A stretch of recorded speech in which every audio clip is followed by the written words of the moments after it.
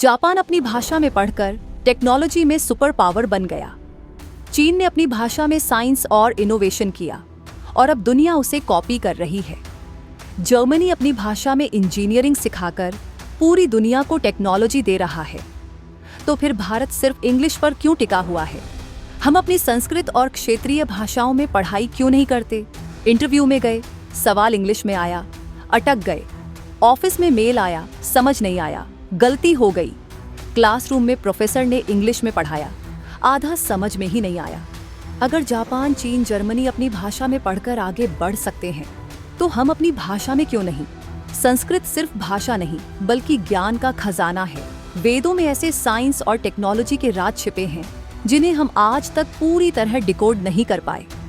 सोचो, अगर हम संस्कृत सीखें तो पुराने ग्रंथों का असली ज्ञान और नए इनोवेशन का कॉम्बिनेशन कितना तगड़ा होगा। अपनी भाषा में पढ़ोगे तो समझना भी आसान होगा और ग्रिप भी स्ट्रॉन्ग बनेगी। दुनिया के टॉप साइंटिस्ट, मैथमेटिशियन और इनोवेटर्स अपनी लोकल भाषा में सोचते और लिखते हैं, तो हम ऐसा क्यों नहीं करते? जापान, चीन, जर्मनी, फ्रांस, ये सभी अपनी भाषा में पढ़ाई करते हैं और फिर भी ग्लोबल लीडर हैं।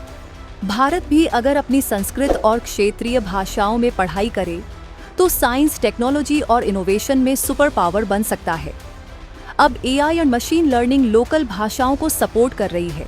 सोचो, अगर भारत में टेक्नोलॉजी, साइंस और रिसर्च अपनी भाषा में हो तो कितनी तरक्की होगी।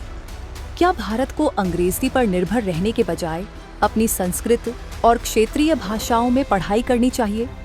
क्या हम अपनी भाषा में सोचकर भी दुनिया लीड कर सकते हैं?